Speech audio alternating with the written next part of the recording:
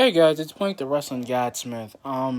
This video is for NXT that I just saw tonight, and I gotta say it was really good because the first match we had was Dakota Kai against Mercedes Martinez. It was a really good match. The only thing I'm mad about that it ended in disqualification, and I because Mercedes was really focusing on Raquel Gonzalez. And I'm glad that this is kind of starting their rivalry, which it should have started like right after War Games. Like I think right after NXT Takeover should have started. But I'm glad that it started now because it's not fizzling out. I mean that was good. I think that was because Dakota Kai was giving Mercedes Martinez like she was doing her like she was basically doing like a lot of forearm shots. Like the crowd was into it. Vic and Vic and Wade were kind of talking about how Mercedes Martinez scares Vic, like made him like scared a little bit. Cause I didn't mind her, cause she was pulling out all the stuff she usually would never do. Like she's been getting good with like Dakota Kai's been really getting good with her corner shots. Like she did the corner kick, like the corner side kick, like right off the bottom rope. That was really good. She did do her like her I guess you could say like modified code breaker, cause she was hitting that a lot. And then the thing is, like Mercedes Martinez, like she was doing like a lot of she did like a lot of suplexes, like double arm suplexes. Cause the thing is, she doesn't have to do like a deadlift German because she is strong enough to do it. I just didn't like the fact that like Dakota actually could have beat her, but I'm glad it kind of the disqualification kind of thinks like what, because she basically because Raquel basically gave Martinez like threw Martinez around. She was beating her up like she threw her. She basically did her one arm power bomb, like her one arm choke slam, one arm power bomb. She was doing a bunch of stuff to her because like the crowd, like the ref had to get the security guard because when you got the security guards on you, that means they don't want you to start fighting anymore. And then the next match we had was we basically had a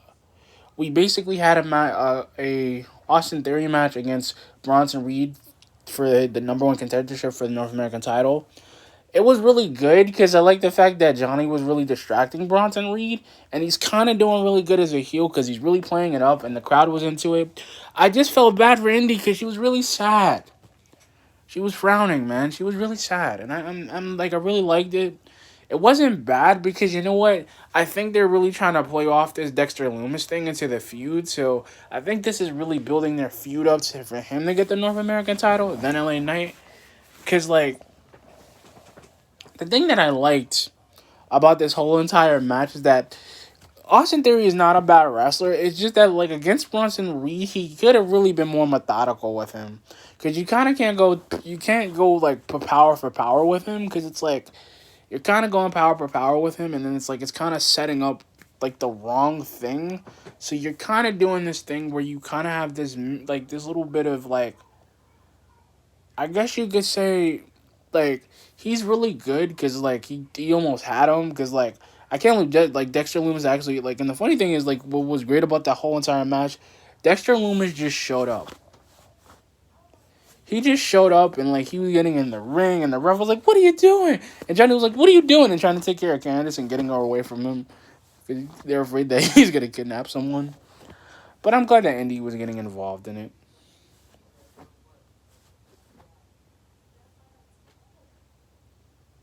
I like this. I like this feud.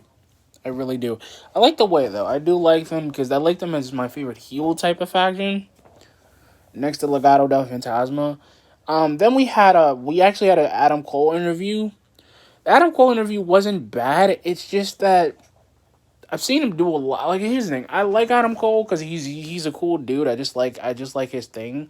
I just don't think he's really trying to like. I think he's kind of stuck because he lost the NXT title. Like he's not NXT champion anymore. The Undisputed Era is pretty much done. They're not really a faction anymore, and it's like, well, like what are we gonna do? Because Roddy quit. Um, Bobby is still healing.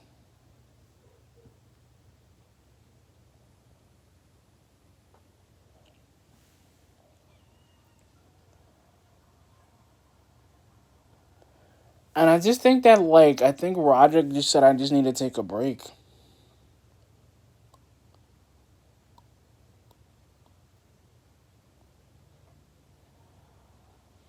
because he wasn't really winning a lot of matches though. Because I feel like now, because you got a bunch, it's like NXT, like pretty much, like him, Adam Cole, Kyle O'Reilly, they're kind of by the first wave of NXT, like the first timeline. Now you got all these new guys coming in. Cause even with the interview, and he's saying even if I do decide to get back, which means that he's like in the interview was like, what's next? He already knows he's probably gonna go against the NXT title or go for the North American title, but I don't think he's really gonna do that because Finn wants to go after him, and I think Finn's gonna come back and take on Cross again.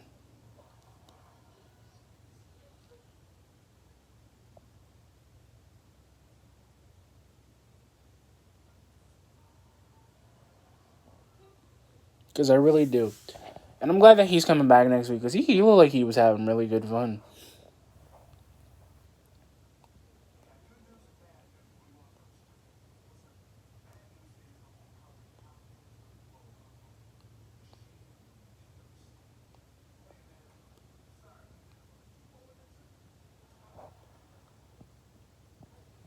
Because here's my thing, like I also love the tag team, the women's tag team title match we got with Jessica May and Aaliyah. I just don't see the Robert Stone brand really winning. I mean, I'm happy that Robert Stone is back, but I'm not really that happy because they're not really picking up wins. Because I mean, it was a really good match, but Shotzi and Ember, like Shotzi was doing her running senton. She basically did a neck breaker. Ember did the eclipse off the top rope against Aaliyah, and then Shotzi does another, like she basically does a drop kick to Jessica Mann, knocks her out. Robert Stone gets involved, tries to distract the ref, and then they knock him down. He bumps into Jessica Mann. I mean, the crowd was into it, but I kind of feel like since they're not really building anything up with those two, and I kind of feel like the only people that Shotzi and Ember are gonna probably go against are probably gonna be Candice LeRae and Indy. I just feel like that's gonna be the rivalry that they're gonna have, and I think it's gonna be a fantastic rivalry because it's kind of setting because the way that Johnny was talking to them after Austin Theory's match, it was that she was telling them that they are looking at him like looking at your man and looking at Dexter Loomis and all that stuff,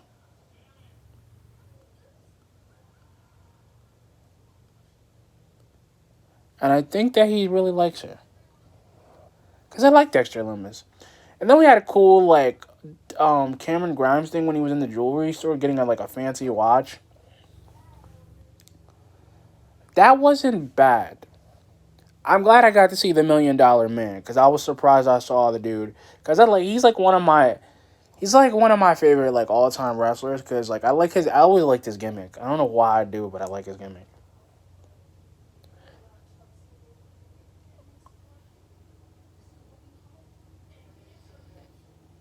See, I don't mind. Here's the thing: I don't mind people trying to do something with him. I didn't mind them trying to do anything with. See, and this is the thing, even with Legado del Fantasma, because the match was great, and I gotta give MSK a lot of credit. I'm mad. I'm not really mad they lost because pretty much once Escobar put Kushida through that table, power bombed him through the table, it was done. He didn't even want to go to the. He didn't even want to go to the hospital. He was like, "Nah, I'm not going to the trainer's room. Like, I'm not going down like that." And I like it there. I like that MSK and Kushida. He's like MSK Kushida. I like that because I like Kushida's the North. I just like him as the new Chris Machado because he's so much fun, and I like that the crowd is they love him. MSK is still doing good. I don't want them to lose their titles yet because I really want them to take on GYV. Um, I really want them to take on Grizzly Young Veterans. I really want them to take on Imperium, and Drake and Killian Dean. I didn't mind that either because he was really starting to suspect that Killian Dean was gonna snub him, and I like that they're kind of bringing that disillusion back into it. I think it's not done. I think it's gonna keep going for a couple of weeks. I think that's gonna be the biggest thing. I do have my predictions for AEW because I'm gonna do that too, guys. Like I said, I'm gonna do that together. Um, But before I go into that, I actually have one thing. I did like the Swerve promo, but this is the thing I'm really not liking with Swerve because like I haven't really seen that dude wrestle, and his promo, him being a heel, he kind of he's really bad at it.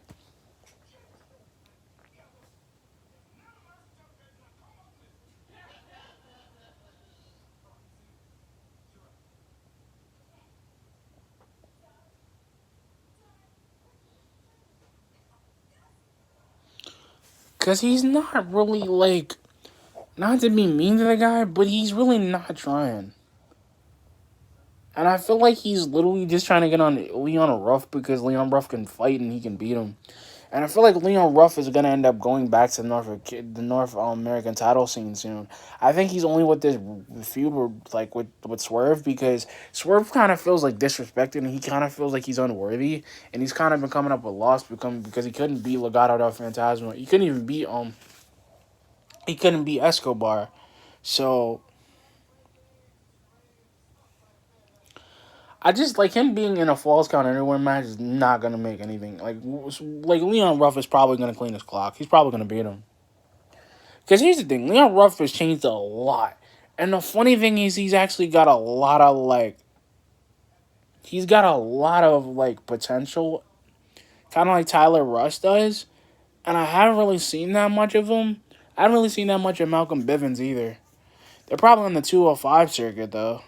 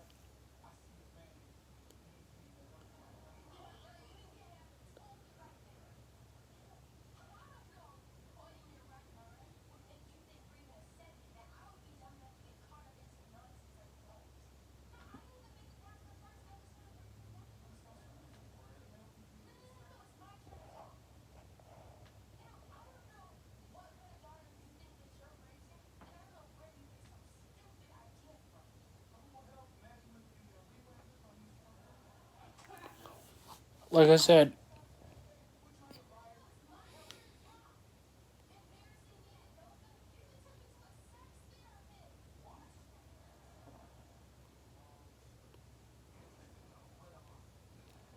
but here's the thing. I mean, NXT was really good, guys. Like, I kind of think like I like them being on Tuesdays because there's a lot more time they can do, and I feel like there's a lot more matches gonna be set up.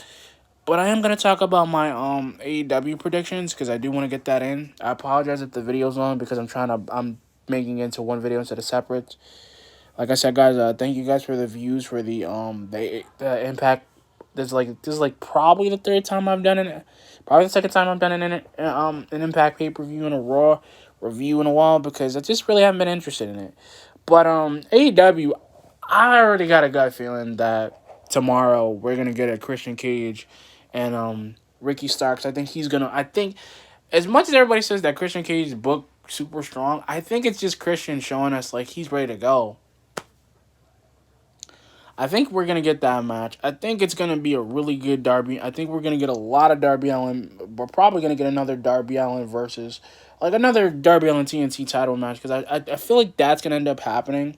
I feel like the Pinnacle in the Inner Circle parlay isn't really gonna. It's gonna be an all out brawl because here's the thing.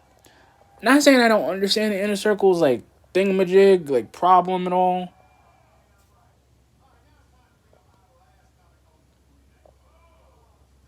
They just don't know what they want to do. I feel that they like you've got like three heel factions and like a lot of heel people and a lot of faces and it's like you pretty much have the Bullet Club, you pretty much have them, you have Inner Circle, you have the Pinnacle, you have them, Then the crazy thing is now you got the factory, which is like with QT Marshall, um, Anthony Agogo, the big guy with the beard. I forgot his name.